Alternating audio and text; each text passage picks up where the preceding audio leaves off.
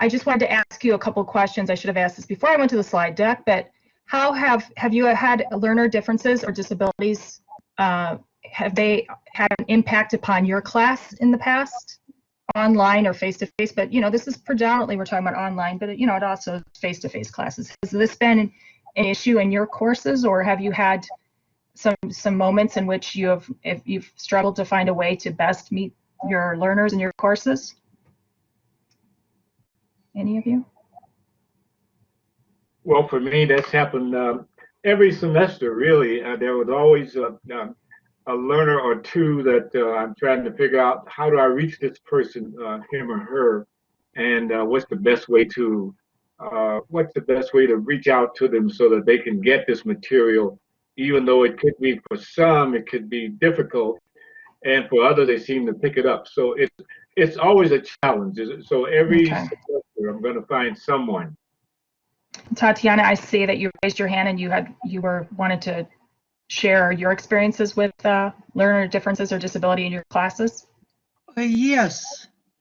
Several years ago, I had a deaf student.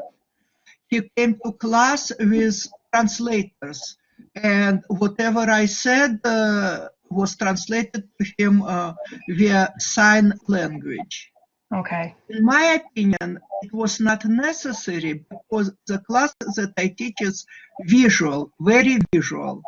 But he did great. He loved the class. He got A. I hope he's very successful at work.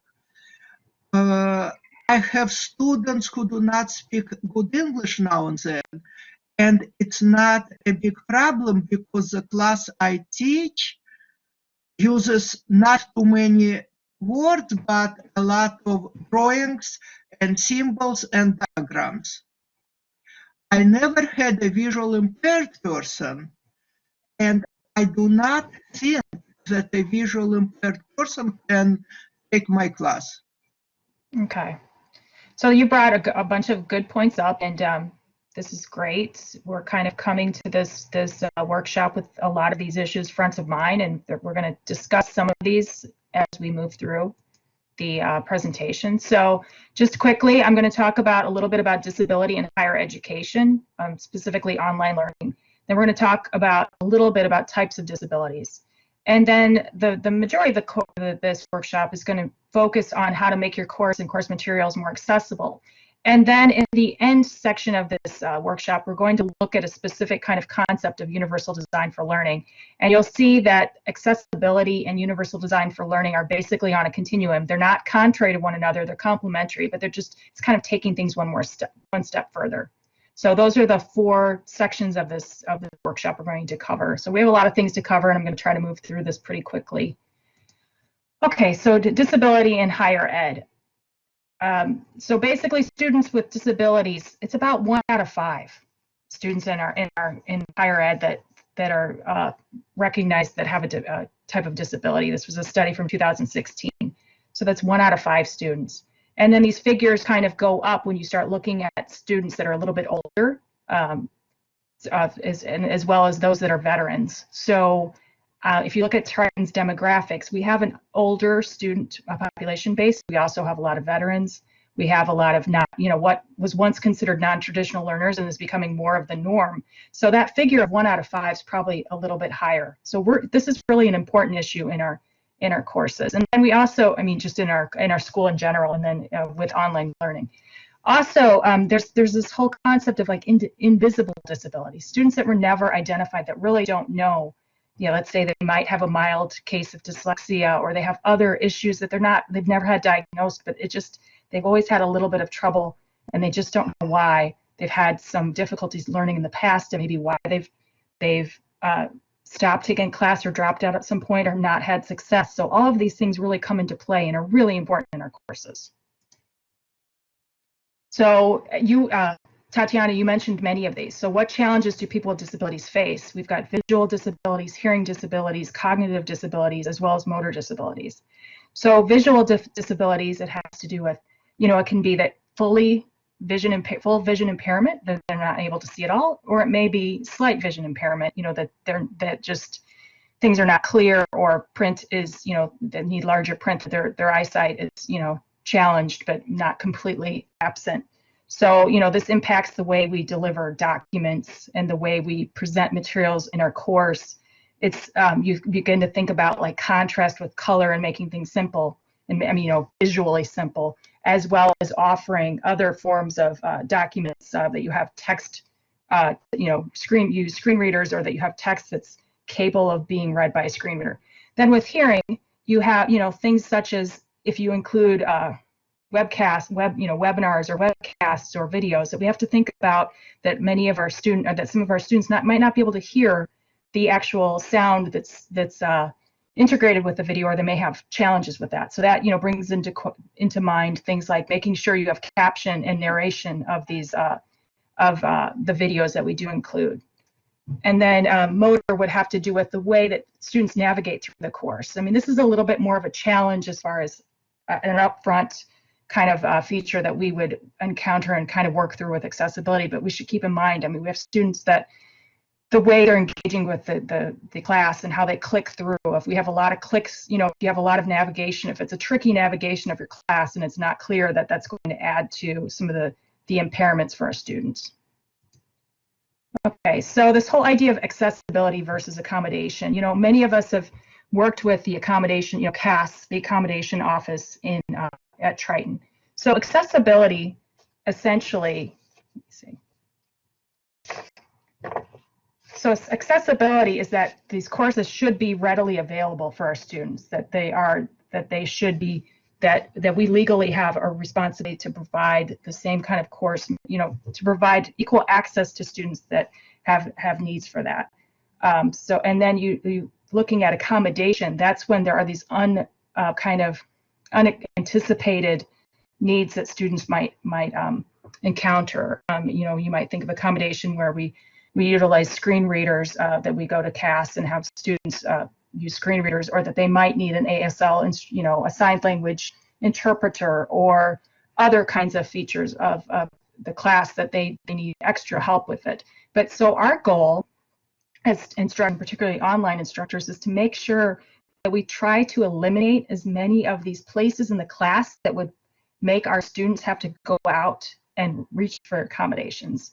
So thinking about if you have text in a course that you perhaps offer alternative formats, or you make sure that those textual elements are accessible, that if they do need to use a screen reader, that it's easy to do, that we're not making there have to be generated new texts that are readable by screen readers. So it's a responsibility of ours to make our classes, it's not only just a good practice, it's a legal responsibility of ours to be making sure that our courses are accessible. And I think, you know, in the past, and it's not specifically Triton, but it's colleges and universities in general, we've kind of leaned on accommodation more than we should, and we haven't really put accessibility in the forefront. So this is becoming more and more of a pressing concern. It's something that's just not something we can skip, that we can kind of not pay a lot of attention to. And then, you know, we're talking about online learning. Accessibility is really important in online learning. It's been proven that students with disabilities often prefer online learning. There are students that may have a visual impairment as well as a physical impairment that makes it almost impossible for them to go onto campus.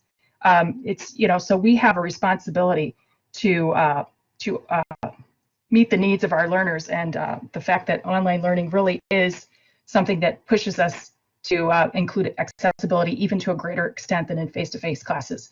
And the fact that we're not seeing our students, as you said, with some of these Zoom sessions or collaborate sessions, we're not seeing their faces. We might not be as aware of their disabilities unless they reach out from, you know, the other side of the computer. So we have an added task of making sure online courses are fully accessible.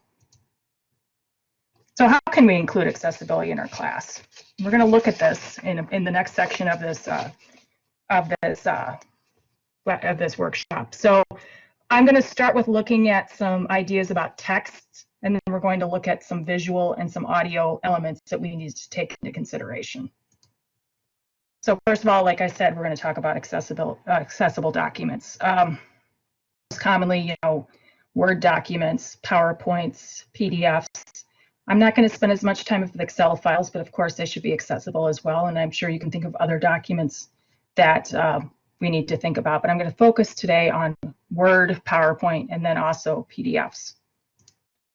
So starting with Word. Word documents are probably the most common used document in, by a close second with slide decks and PowerPoints. But, Word documents are probably the most important and most utilized document we have in our courses. So let's talk about some of the elements of Word documents that we can make more accessible and how to approach this. First of all, there's this idea of headers. You should always use headers. I don't know how often you yourself use these, but as thinking about putting titles, changing font size, the way we format text in our documents, we should really try to use this headers as opposed to forcing text size, like where you change the font to 12 or 14 without using headers. Now, this is really important because if a student is using a screen reader, the headers help organize the way the screen reader will move through the document. It jumps according to headers and organizes the text and reads it in a certain way. So it's really important for us to keep these in mind when we're creating our Word docs. The next thing we should always use is bullet lists. If you're using numbers or dots, we should use these built-in style kind of parameters that are at the top of Word documents as opposed to forcing and doing tabs. I've worked with a lot of teachers and looked at their syllabi, and they'll have made like tabs and forced things with invisible tables. We really should use these kind of features in Word. And then as far as tables, we should use a table function to put tables into our documents. And then, we'll talk, this is kind of complicated. There's a lot of aspects of this, but making sure that the tables have headers that you've labeled each of the parts of the table, because the screen reader is going to jump from piece to piece, and you need to have that built into the table as opposed to forcing that information. And like I said, I've seen some invisible tables be inputted into syllabi, which can create a real nightmare, not a nightmare, but a real, kind of complication for screen readers. Now, looking at PowerPoint, a lot of the same things still come into play. It's basically, slide decks, there's a lot of different software that, you create slide decks, including using Google Docs. But, let's just talk about the Office suite for a moment. PowerPoint, you're using a lot of the same features within the boxes and within the, the text boxes in the document. So a lot of what I just mentioned about Word applies to PowerPoint as well. But there are a couple extra things that you should think about. This idea of like using design elements that are part of the program. You should use those as opposed to just creating your own slides. And I fall prey to this all the time. I'll put my own text boxes. You should follow these formats because it's, if they're made in such a way that's accessible that, again, screen readers can jump from piece to piece and read it in order. So, and now let's talk about with all of the Office suite, you'll find in all of the Office products, and it's a little bit different with the Apple version of Office, but you can Google that and find the way to handle your Apple version of Office. You'll see here it has review, and then there's an check accessibility. So you run this on your document, and then I've shown on the right what will happen if you have a document that has some accessibility issues. It's pretty easy. It'll show you where there are problems and tell you how many there are. You'll see with the warnings where it says hard to read text contrast, you actually click on that and it will take you to the place in the document where you need to fix it. So you can work your way through a document and fix some of these elements. And the box on the left shows if there are no accessibility issues found in your document. So that's what you're really aiming for. Now we're going to talk about PDFs. PDFs are really, since I came to Triton, I'm thinking about when I was in grad school, you have a lot of PDFs on Course Reserve. We oftentimes will use the photocopier to make a document because it's so easy. You photocopy your papers, it sends a PDF to your email, and then you can send to people, and then you can upload that to your course. I've also heard that there's a larger kind of thought process that PDFs aren't editable, that students can't alter syllabi, which isn't really true. Anyway, you can alter them, you can edit them, but there's kind of a larger movement to use PDFs for a multitude of reasons, but from an accessibility standpoint, it's really not the best. So, you know, there's different kinds of PDFs too. You have the kinds that are photocopies of text out of a book, which for a couple of different reasons, that's not a great idea. First of all, you might be breaking copyright if you're just photocopying, you know, chapter out of a book, but it also is largely inaccessible for a screen reader. They're kind of a mess. Then you also have, you can have documents that were converted from Word or different formats, or, you know, that have images or whatever that have been turned into PDFs. Those are a little bit less of a problem, but can still have a problem. So basically, if you do use PDFs, what you do need to do is take that Word, you know, like let's say it's a Word document that you convert to a PDF. You really need to make sure that it's accessible as a Word document first, then you convert it to PDF, then you need to run a check again and make sure that it's still accessible and that you've done all these things with headers and different things. For example, you know, I took a course and I was running an accessibility checker on a PDF that was created off scan of a Word doc, of like just a, you know, pages out of a text. You'll get like dozens and dozens of these error messages just from the little flecks off of the photocopy, because the screen reader will get, you know, think about a smudge, a fingerprint. All of these things are, is this something I care about? Is this some, so you have to like kind of say, nope, nope, nope. You have to run it through. It's a real pain. And it's still, you know, it won't raise the text and the letters that you photocopied. It's a mess. So, you know, just keep this in mind. And one of the ways to kind of like get away from PDFs is if you're creating a document in, like, let's say you want to upload a PDF to your, like a syllabus in a PDF. I'm not saying that you can't do that, but what I would do is I'd include the Word document as well, or actually build the syllabus in your Blackboard course, section by section, and have it in the course so they can see that. So the students can, you know, if students with disabilities can use the screen reader and read through the sections, they can't edit that. It's in your LMS. You're not going to, you know, in Blackboard, you're not going to be able to do that. But, you know, if you do want to use a PDF as an extra document, that's not as much of a problem, as long as you have more than one format in which students can access that material. Now I'm talking a little bit about color. Color is an important thing to consider. I know that I've seen documents where people will highlight things and color code, you know, like make some red, make something blue, make something green, and have that convey meaning. That can be really problematic for a multitude of reasons. You know, you could have an individual that has color blindness. It's just, if you have a screen reader, it's harder for it to, it's not possible for it to read a color just by itself. So just some, you know, kind of like, if you're going to use color, make sure that you kind of include another way in which it's discernible from other text, be it italicized or, you know, having color, or also describe what's happening as well. Complete question one, which is italicized and highlighted in green.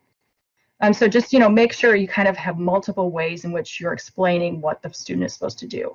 That, you know, that's a little, I'd have to give some more examples of that. It's probably maybe not as clear, but just using color as an indicator is not the best bet, especially green and blue. You know, you have color blindness where individuals cannot tell the difference.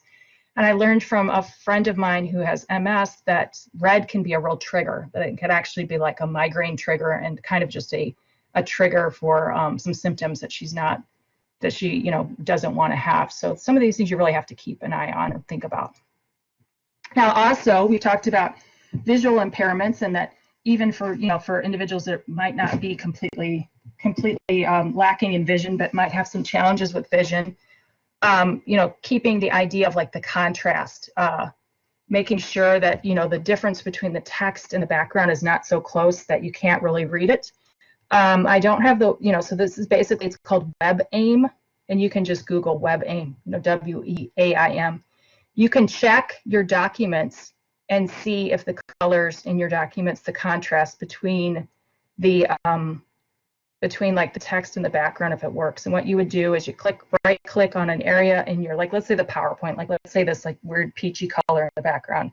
You would right click it, look on your number, type it in, and then type in the color of the text that you might have, and you would check it. So it's a little arduous, but it gives you an idea if that, you know, if that's really working. So these are things that you can keep in mind as well.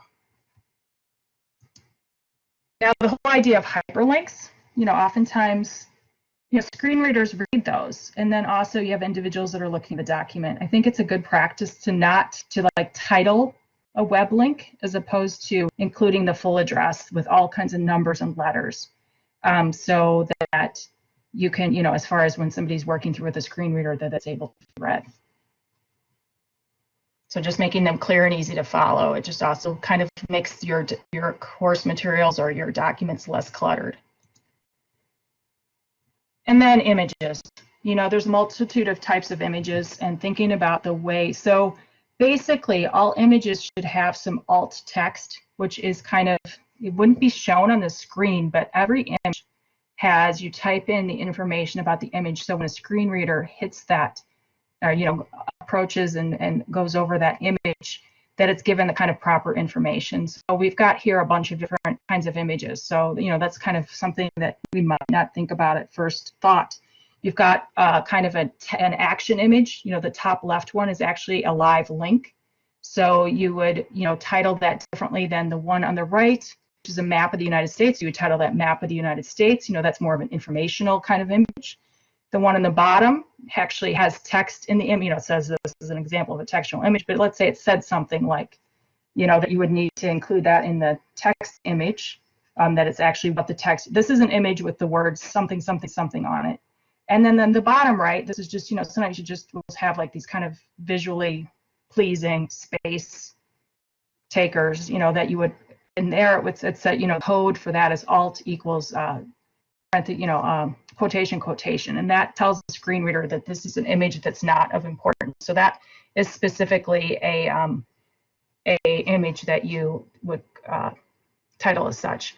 And let me tell you that in the CTE web, our CTE course shell, we have all of these different, that we have a whole accessibility section that I know I'm a ton of stuff right now, but I have uploaded and others have uploaded all kinds of materials, so you can review all of this and look at how to incorporate this in your class and kind of, make, work on these elements. So we have all kinds of resources in the CTE course site, which you are all part of.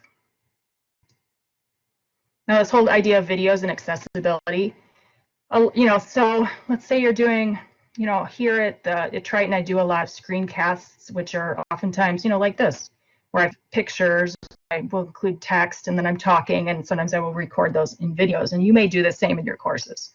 So what you have to think about is a lot of these visual elements I just described with color contrast and not too much text and clear and all of these things you would have to think about with your video as well. You don't want to have a lot of words on the screen. So time elapsed, you don't want to have like a whole page of text that's only on there for 4 seconds that somebody can't read. So a lot of the same kind of concepts that you would think of with documents, you will think of as well, but you have that added kind of time lapse element. Yeah, yes, students can pause the video and look at it, but so you have aspect of it. Then you also have the need for captions and for transcripts of the document. So captioning is not the same as subtitles. So captioning would include things in, maybe you've watched videos on, like, let's say Netflix or Hulu or something. You've watched foreign language films. I think that's where, I have the most experience with this as a person with, without hearing impairments. But you'll see, sometimes they'll say quiet sound in the background, coffee cup clatter, sound, sound of steam whistling. You'll see some other elements added in. So that's what really is part of this whole captioning of a video. So you need to include those as well. If it's, music that goes along with the dancing, because that's not just the words that the people are saying on the screen. It's also these other auditory signals that make the video make sense. So you need to include all of those. So let's talk about videos. There's ways to generate captions pretty easily.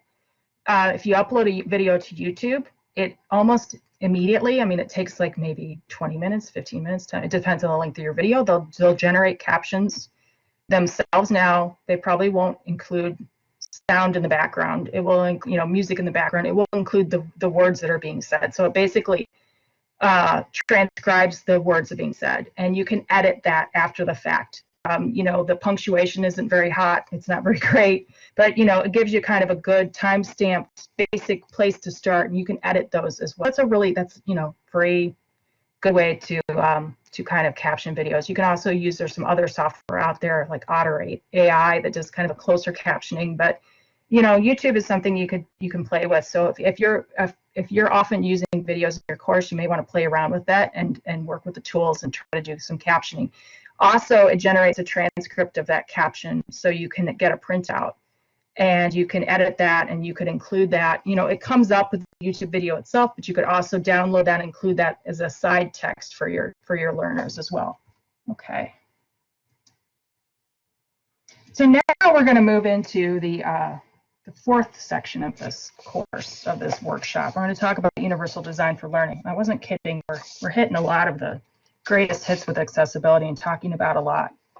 So do any of you have any familiarity with universal design for learning? Have you heard of that concept?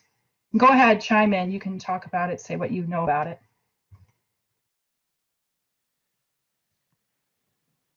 I have heard of it, and it's like kind of like more of what's the difference between equity and equality.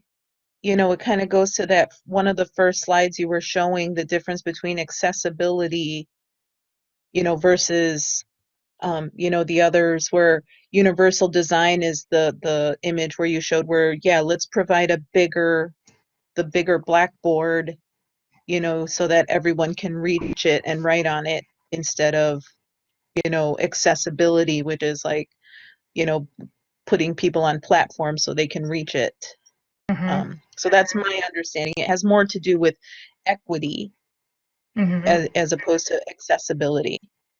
Yeah, it's not, I mean, it's definitely, most definitely not, it's in parallel and in collaboration and cooperation with accessibility. It's not anything different. It's kind of just, it's a little bit of a tweaking of the way that you think about it. It's taking it one step further is how I would describe it.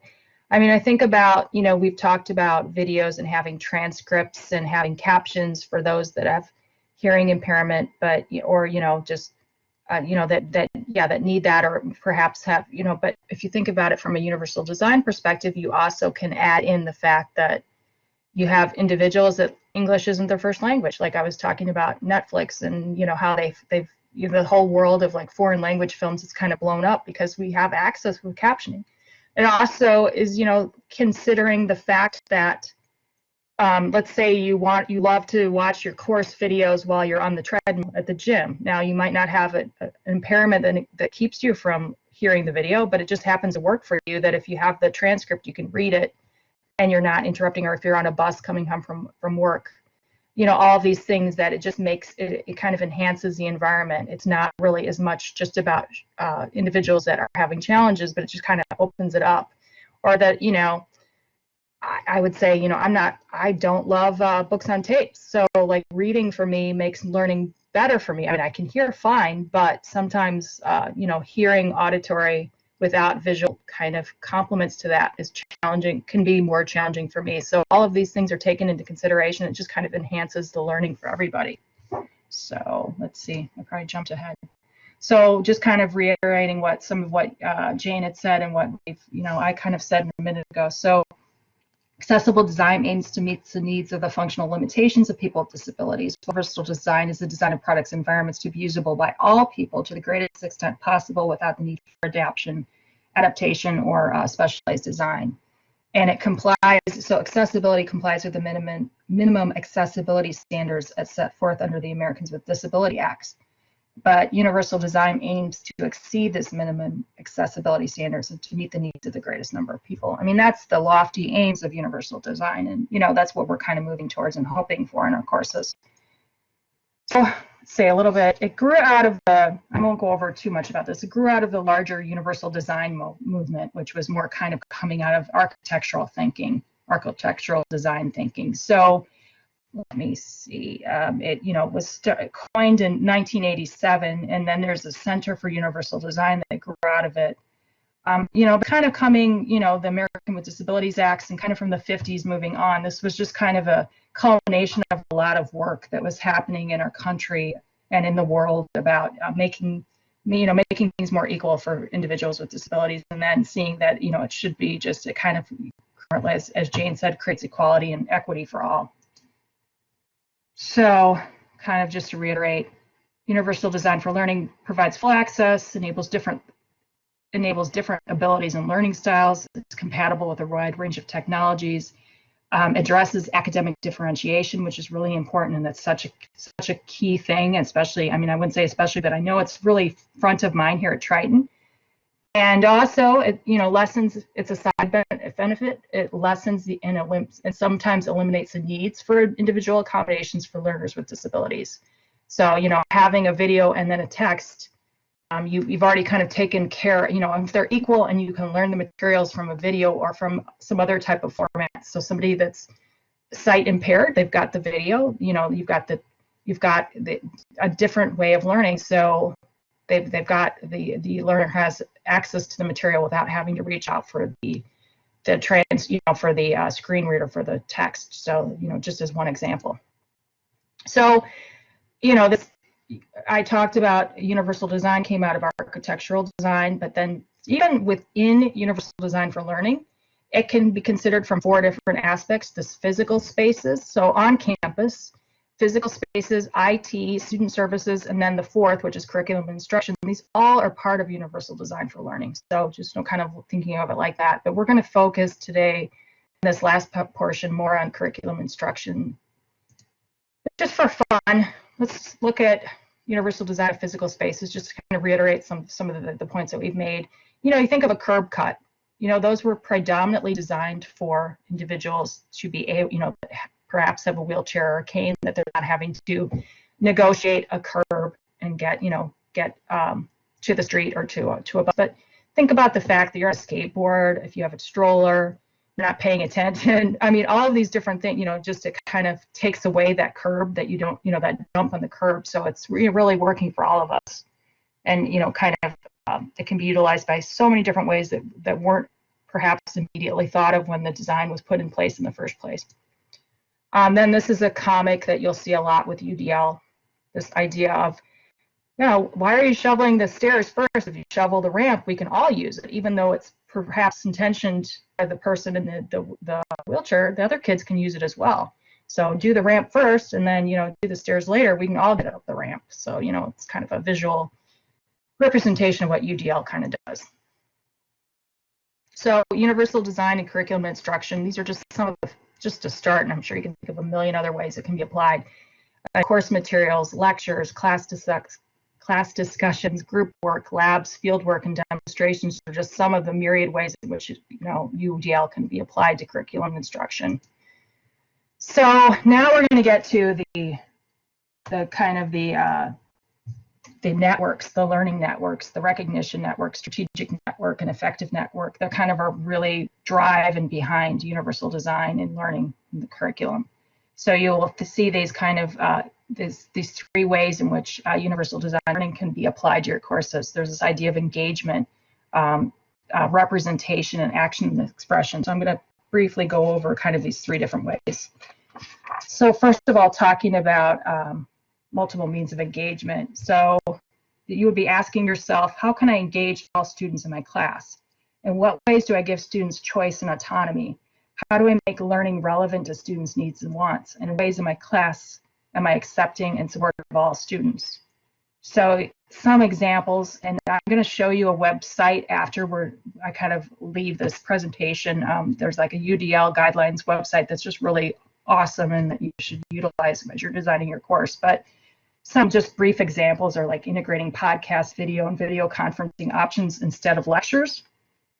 So providing different ways of teaching students the same material, accepting formats including oral, written, and visual modes of delivery for assignments, and then just creating safe and welcoming learning environments, integrating service learning opportunities, allowing video, audio, or written options, like I said, and using individual response systems such as clickers and response cards, as well as final ways like including scaffolding to support novices, incorporating individual, partner, small group, and large group activities, and using rubrics to heighten the understanding of the learning objectives. So then we have multiple means of representation, what we learn.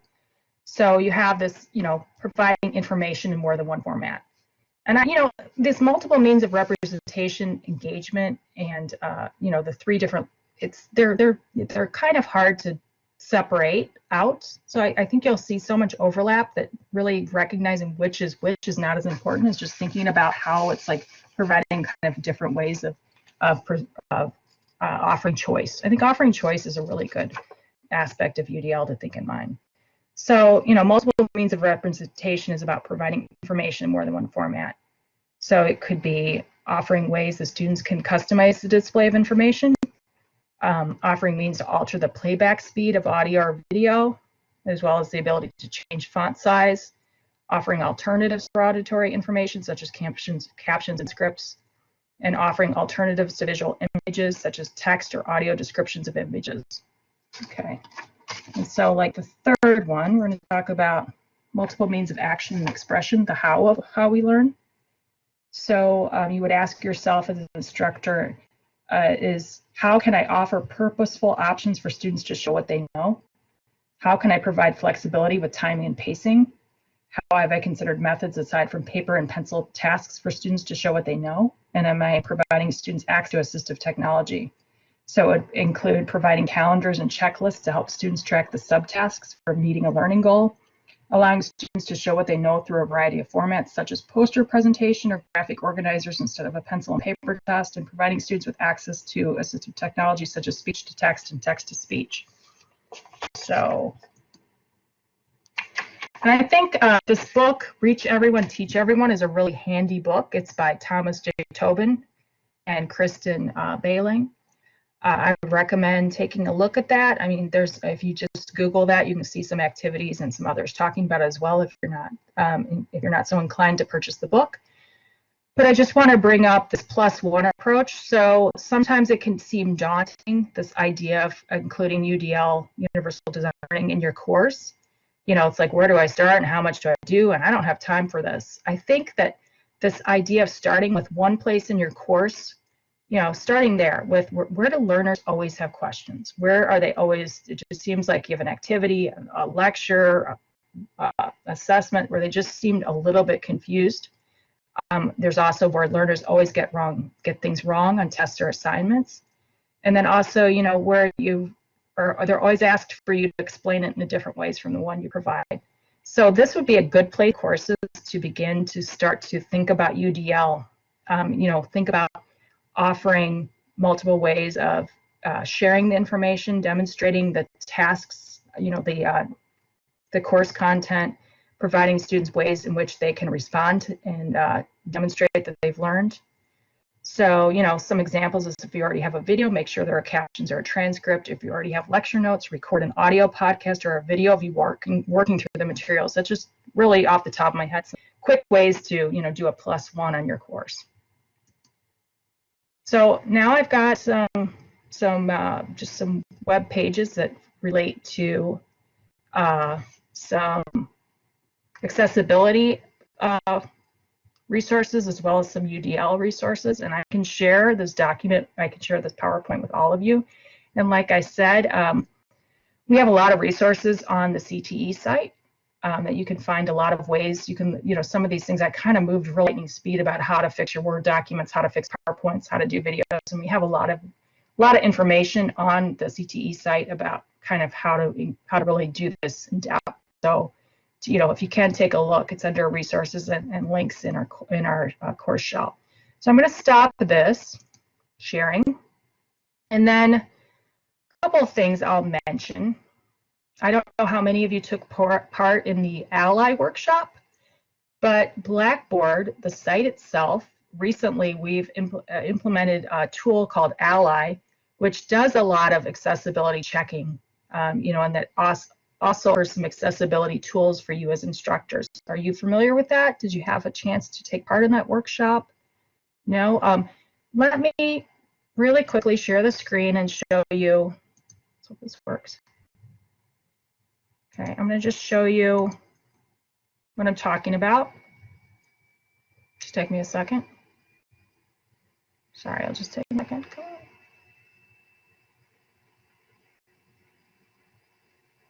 Okay, there it goes. That was very slow. Okay, so this is this is on the pedagogy course, but if you'll see, and you'll see this in your course shells that you're teaching, do you see this this green kind of indicator just underneath where it says understanding? That's ally. It could be yellow or red. It could, have different indicators. So when you click on this, so this is just for the image. Let me just show you. Things are slow.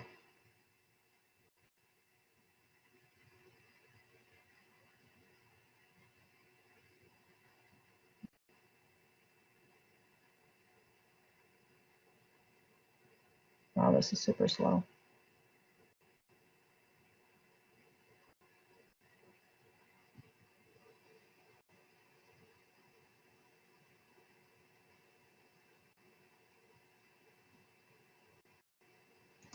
I'm just going to get out of that because that's just taking too long. So basically, I would suggest you go and play around with your course. You'll see this green indicator, okay, and it will tell you.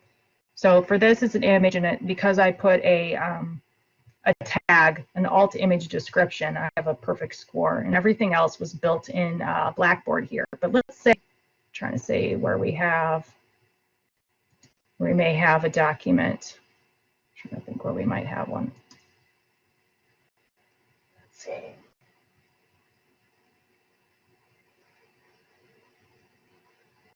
Sorry, I'm not. So it will also, I'm trying to think where we have a document. That one has red. So I think in this unit we had some documents.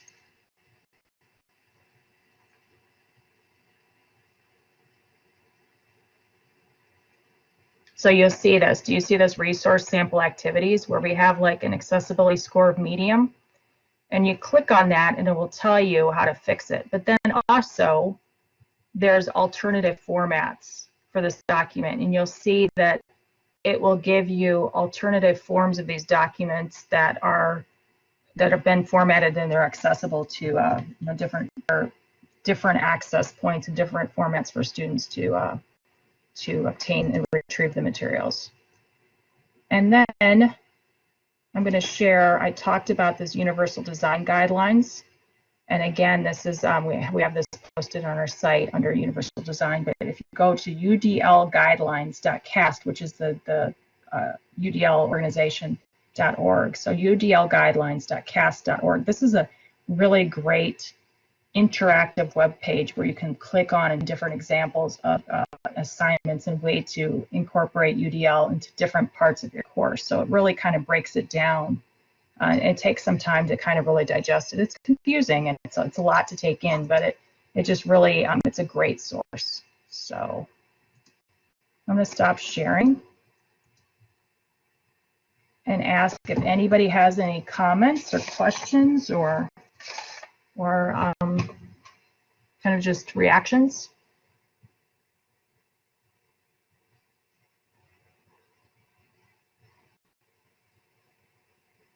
Anyone? Yes, Tatiana. Your sound. Okay. Students with good vision stare at the screen too much.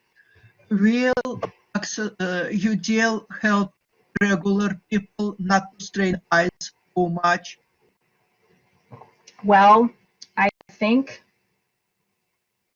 you could include as, I mean, having students, okay, so we're doing online learning. And Yes. since all the materials are there, there's a certain level that is going to be difficult to circumvent with utilizing a computer. But you could incorporate it in such a way that you have assignments that are go around the house and look for this and measure things. You could find ways, like let's say it's, I'm just thinking of math or whatever. You can make activities that are, kind of more active doing, that you're not reading and doing it. So I think that would be a good way to think of it from that. If you're thinking that students are just like, yeah, I would agree. I know that my children they're overloaded with the computer. So just breaking them away from the computer and having them do something outside or having them do something physical. Yes, you would be, doing learning by doing. And I mean, that would be one way. Anybody else think of any way we could kind of break the computer, time frame from computer to make learning more beyond the confines of the computer screen, and how UDL would, universal design? Can anybody think of any examples? That's a good one, because I know that it's just, I have computer overload. I'm tired of looking at a screen.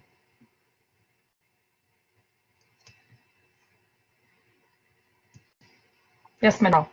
Yes, well, my eye doctor said, well, get away from the computer just to clear your mind of it, and then do something else. And it's just for my eyes, so that you don't get just burnt out, just constantly staring at the computer. So back away, so as mentioned, that you could use some other type of task that you want the student to do away from the computer, and then come back, later on. But Yeah. just stay with the computer hour after hour, and so that my eye doctor, told me, well, no, get away from the computer. I know, get away. Yeah, no, definitely, definitely. So this kind of like this +1, or that sticky spot of your class, do any of you, does that kind of resonate with you? Is there like a place in the course that you're teaching now where it seems like it's just kind of catching up students? I mean, do you think, oh, that might be a place where I could really start with UDL?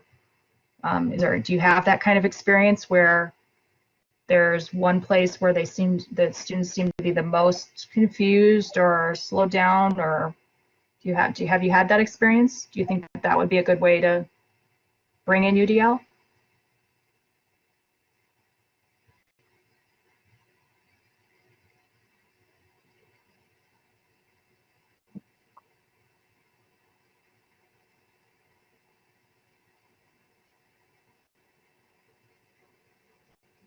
No? I just think that it can be daunting. It's a lot. It's kind of a philosophy. It's not a either or.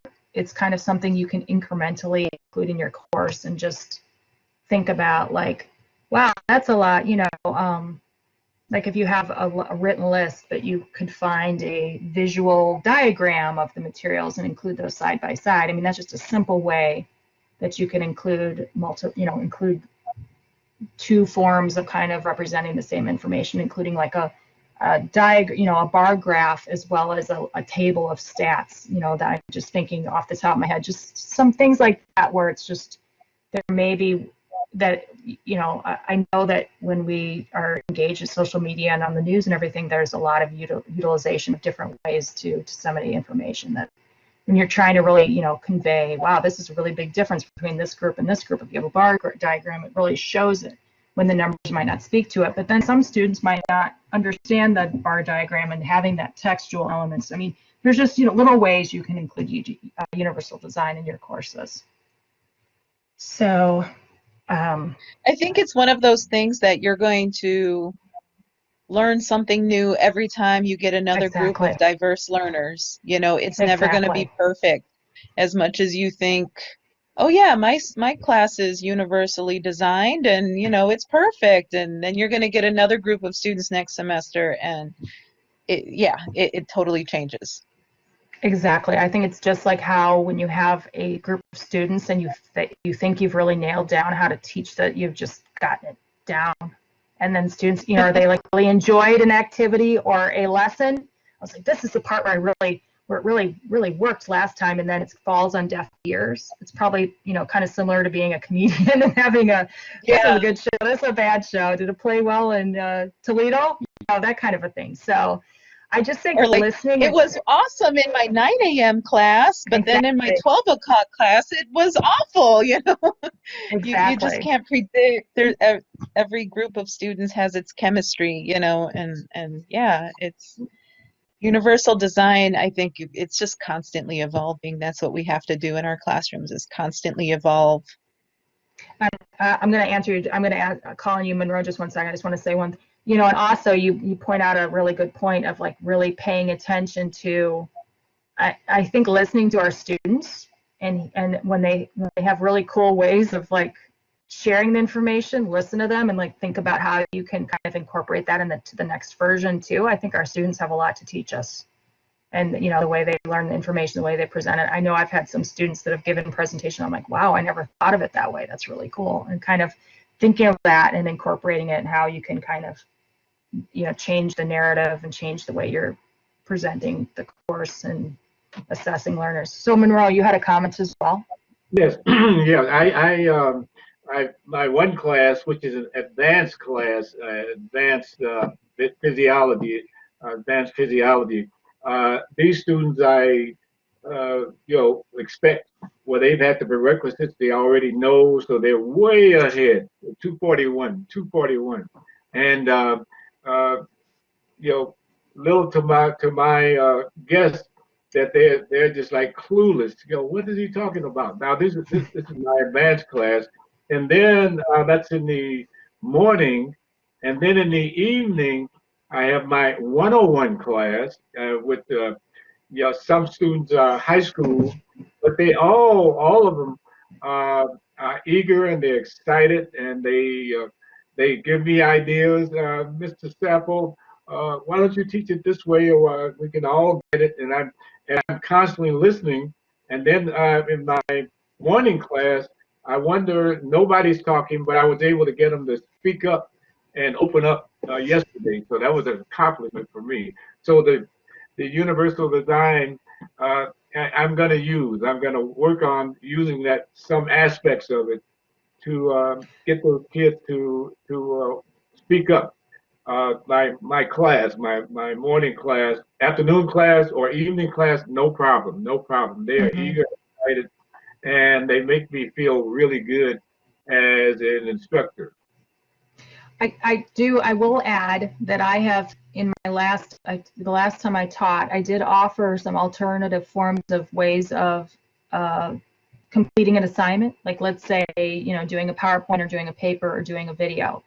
Now, what I would suggest, and from my experience, what I found is that I needed to make really clear instructions and kind of make them comparable. So not comparable in the assignment, just in the expectations. Because I had some students that seemed to be a little bit hesitant to do the alternative form because they weren't quite sure how to do it well. And then I had some students that did the alternative format, and it just wasn't, it was very, I assumed I think I thought that they would kind of present information kind of like a paper, but would do a video, and it was just not up to snuff.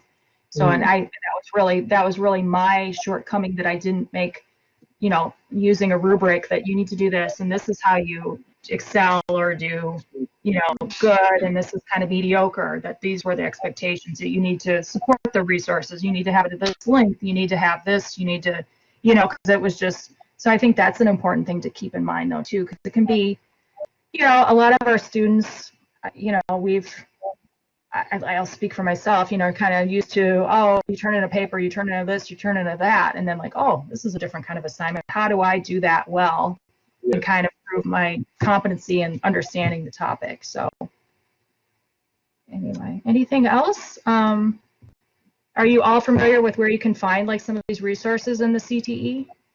Have you been utilizing that shell, the Blackboard shell that you're all on? And we've put a lot of resources. So like a lot of this information about how to format Word documents, how to do Excel, and how to do PowerPoints, and how to do videos, we've got a lot of that information up in the course. So you can kind of work through a lot of links. I talked about WebAIM and things. We've got a ton of links in there, so you can kind of revisit this. And if you have any questions, please reach out to me. I'm always more than happy to answer questions or direct you to, if I don't have the answer, which I often don't, direct you to places where you can find better answers, or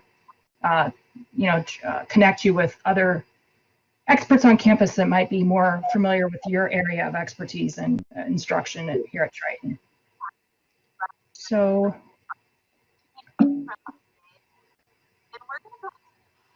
I think Shelley has posted a link for a evaluation. We'd be really pleased if you could fill that out so we can better meet your needs for later workshops and presentations of the workshops.